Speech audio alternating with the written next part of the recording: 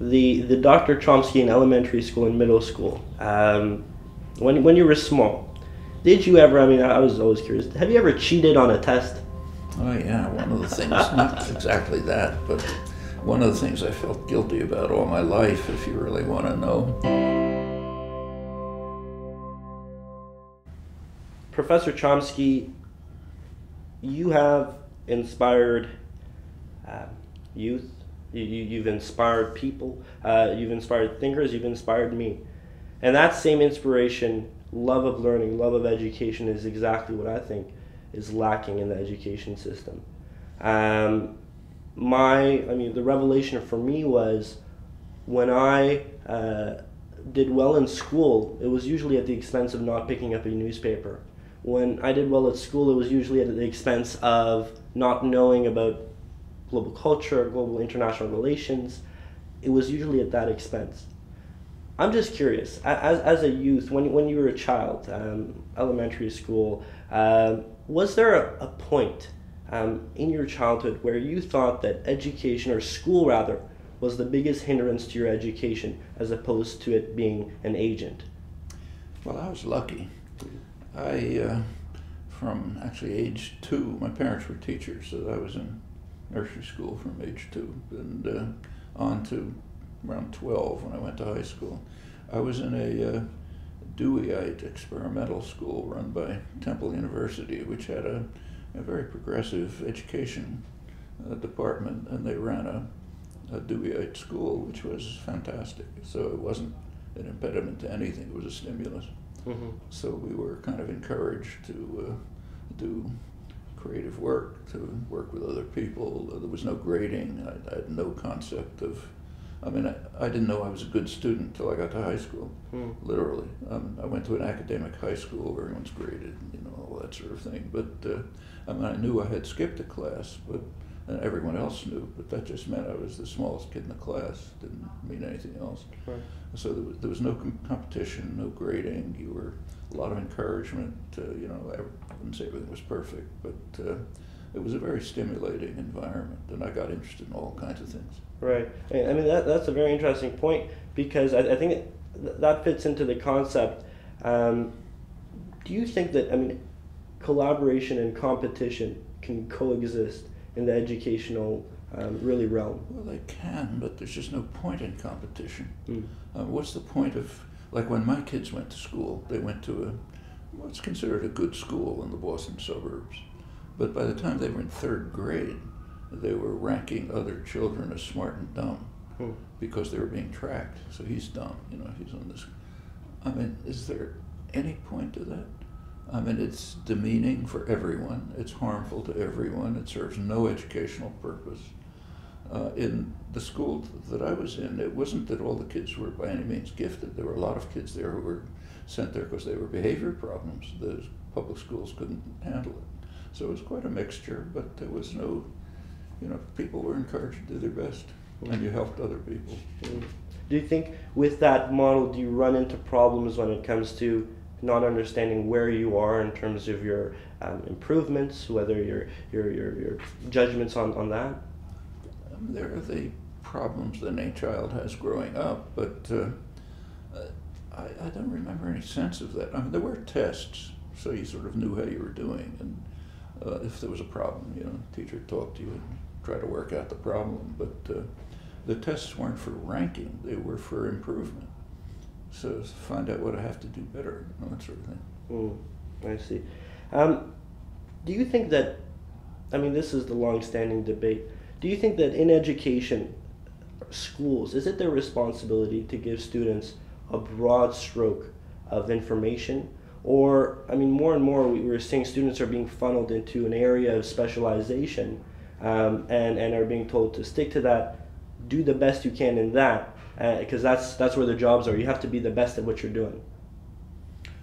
Well, as far as giving information is concerned, I think that doesn't mean much. You have to learn how to gain information when you need it. There's a famous physicist at MIT, world famous physicist, who was well known because he taught his senior faculty teach freshman courses, that He was famous because in his freshman course, if the students would ask him, what are we going to cover? He would say, it doesn't matter what we cover, it matters what you discover. If you learn how to discover, it doesn't matter whether you've memorized this, that, and the other thing. In fact, one other famous scientist here is an old friend, a Nobel laureate, taught his undergraduate courses. He said, or even his graduate courses, without himself reviewing the material, he just lectured on the way he thought it ought to turn out, and the class was encouraged to research it and see if he was right or where he was wrong and to correct it and so on. That's the way teaching should be. There's no, there's an old image back to the Enlightenment, which was disparaged, of the idea that teaching should be like pouring water into a vessel, and then the vessel pours it back in the form of a test. And we've all had experiences like that, and we know that it's a very leaky vessel. And furthermore, you can have the vessel completely full. You can take some course that you're just not interested in, and it's all boring. And you can study hard to pass the exam, and you did fine in the exam, and a week later you forgot what the course was about. That's exactly it. It happens all the time. So providing information, of course, it's part of education, but it's not the goal of education. The goal should be to develop not only the capacity, but also the desire to gain the information that you need and what you're interested in and want to pursue. Now, as far as specialization versus the general interest, that's people are different. They should do the kinds of things that are good for them. Right. So for some people, it may be that focusing like a laser on some topic is what really excites them, and they can do well at it. And for others, it may be on having a general understanding of the world. I don't think there's any general answer. Do you think we need teachers in this process? I mean, in this evolving world of technological integration, do you think that we need teachers at the helm of giving students these skills that you speak of instead of just giving out information, or really is that the role of the teacher is diminishing? Would you say that? I wouldn't say it's diminishing. I think it's being driven out of the educational system. So if you look at programs like the kind of teaching to test programs, No Child Left Behind, Race to the Top, or whatever it's called, which is all grading. It's also driving to assessment and ranking, not only of the student, but also the teacher. That's very destructive of the capacity of real education. I mean, I have talks with teachers, give talks with teachers occasionally, and some of them you can see, there are very creative teachers, but they're barred from being creative. Yeah. So, for example, I gave a talk a couple of months ago, then a teacher came up afterwards, 6th grade teacher, told me that she said that after one of her classes, a kid came up and wanted to talk to her and said that she was really interested in something that came up. Could she get some ideas about how to pursue it? And the teacher had to tell her, you can't do that. You have to study for the MCAS, the test. And the child's, what happens to the child depends on that, and what happens to the teacher depends on it. Yeah. I mean, that is kind of pathological, It's destructive, right? I mean, in some sense, I see it destructive to learning itself. I mean, real learning means gaining both the capacity and the interest in discovering. If you don't have the interest, you're not going to learn anything. Yeah. Do you think we're doing anything right in the education system? Can't say everything's right, but the general thrust of it, I think, is undermining education, and I think that's purposeful. I mean, not that somebody says in my mind, I want to destroy education, but they have goals in mind which are destructive of education.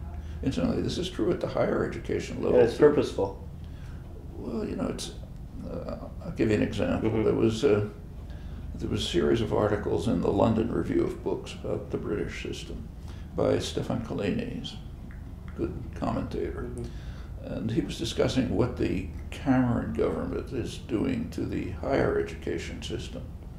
And what it amounted to in his final conclusion, captured it, is they're trying to turn first-rate universities into third-rate commercial enterprises. Mm. And yes, that's the thrust of commercialization of education.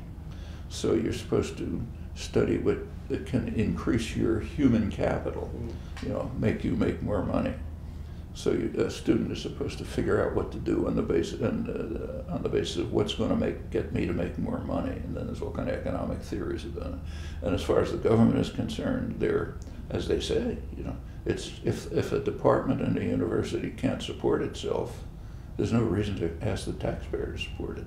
Mm. So if the medieval literature department can't sell itself on the market, why have it? Mm.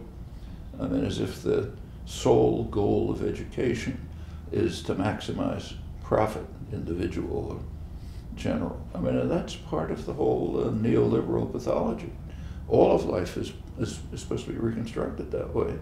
And also you're supposed to drive out of people's heads the idea that you should care about someone else. That's a dangerous idea. Right. You're supposed to be concerned with yourself, your own welfare, maximizing your own welfare, and then come various mythologies about how the public good benefits from this, which of course doesn't. And one part of this is that public education is really kind of an anomaly from that framework of thinking.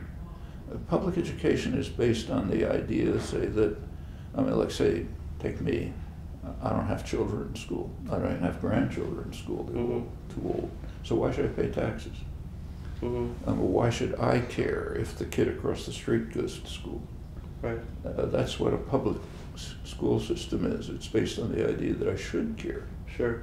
It's part of just the responsibility of being part of a community. Absolutely. But if you take the kind of Thatcherite doctrine, there is no society, there's just individuals. Why should I care? Yeah. In the United States, it's called, for some crazy reason, libertarianism. It's very anti-libertarian. But then Adam Smith would be shocked. But that's the ideal. Right. And under that framework, why should public schools exist? It should be privatized, or you should have vouchers. Or you should have charter schools. All of these are mechanisms for destroying the public education. And in fact, mass public education was one of the real contributions of the United States to world culture starting in the late 19th century. It was pretty much pioneered in the United States. It wasn't perfect, a lot of things wrong with it, but it was the right idea. And it's now under serious attack, along with other forms of social responsibility. Take, say, the attack on Social Security. Why attack Social Security?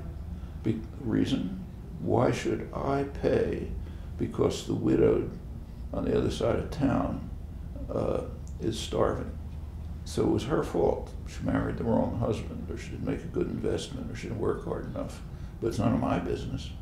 So why should I pay for her Social Security? Right. There's a friend of mine, a sociologist, who just wrote a book called The Sociopathic Society. And I think he's right. There's an element of strong drive to turn the society into pathological structures, which incidentally are also having the consequence of destroying the species. Because under the current moral calculus, if you're, say, the CEO of a corporation, it is far more significant for you to gain a bigger bonus in the next quarter than to have your grandchildren survive. So therefore you'll work to maximize climate destruction. Right. And that's taken for granted. Right. All this, to me, it doesn't sound too much, I'm not very optimistic. Do you think that there is, is there a solution to this? Will this end? Who should be driving this? Because to me, this doesn't sound like it's ending up in the proper place. Well, we happen to be in a pretty regressive period, but there have been such periods before. So, for example, take the United States. The period now is sort of similar to the 1920s or the 1890s, even in statistically inequality and so on. But there were popular forces that arose and broke out of it. One of the problems now is we don't have a lot of time.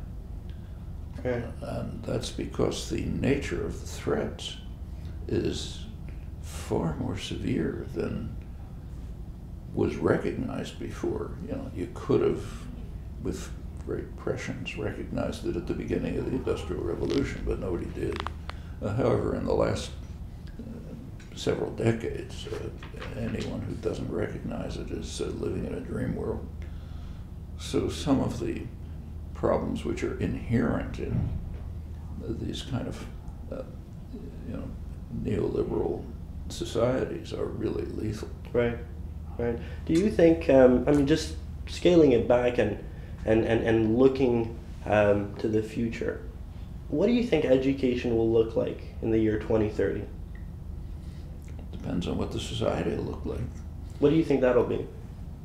I mean, it's a vague question. If I was standing on Mars, looking at the human species, and I would conclude that they're just an evolutionary error, that they've developed the capacity to destroy themselves and almost everything else, and they're doing it. Huh. I mean, when, say, Harper says, let's maximize the use of tar sands, he's saying, yeah, let's destroy the species.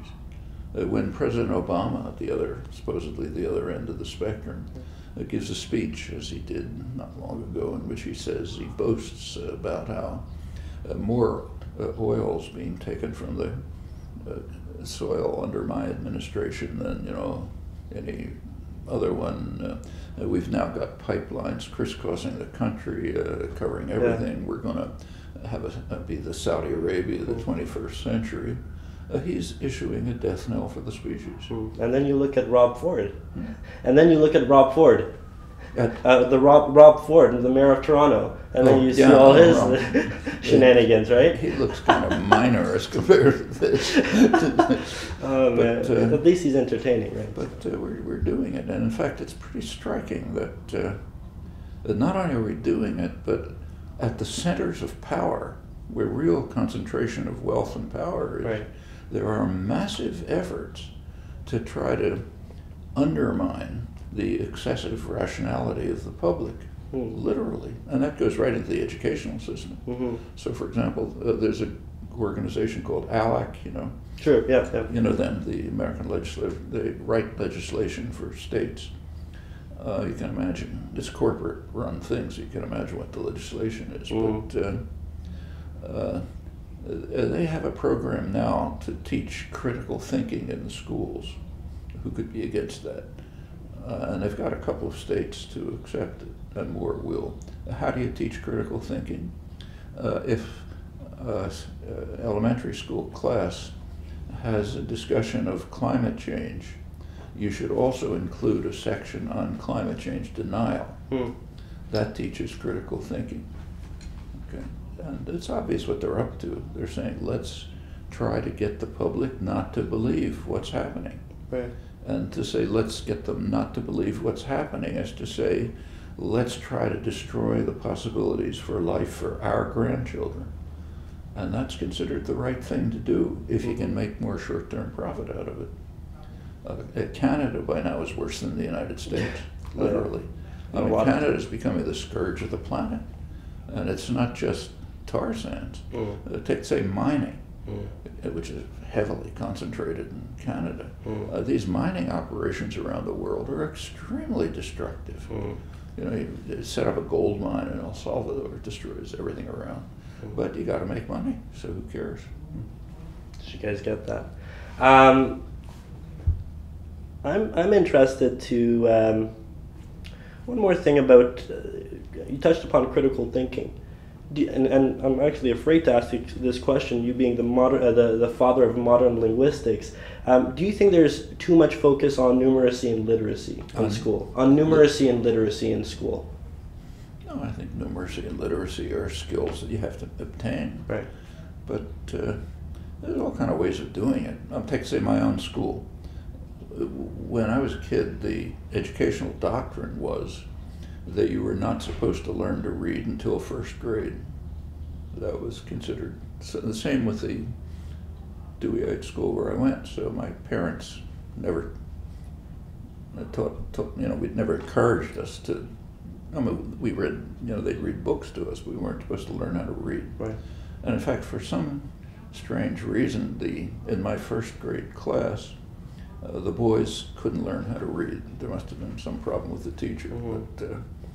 But we came, like, I happened to get whooping cough, which in those days kept you home for 6 weeks. Right. So my mother taught me how to read. But if it hadn't been for that, I might not know how to read.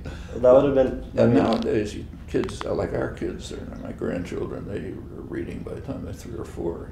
I mean, considering how many books you have here, it'd be pretty tough to get through them if you didn't know how to read. So. But you have to. So there are a lot of ways to do it, but it certainly has to be done. Yeah. And the same with arithmetic and the basic skills for existing in the world. For that matter, now having a computer. And I don't think that's hard to do. In fact, my grandchildren do it better than I do, way better, because for them it's kind of like a native language. Yeah. So, so I think it doesn't take. I mean, these are things that children want to do. You can prevent them from doing it. Like if it hadn't been for the educational philosophy of my childhood, I would have wanted to learn how to read at 4. I could have easily done it, but it was just, you didn't do it. I mean, it's like, there was, up until pretty recently, there was an ideology that for deaf children, they should not be taught sign. They should be taught lip reading. And the kids were seriously deprived. Parents were taught not even to gesture to the children because they have to not create sign, learn sign, which means the same as saying don't learn a language.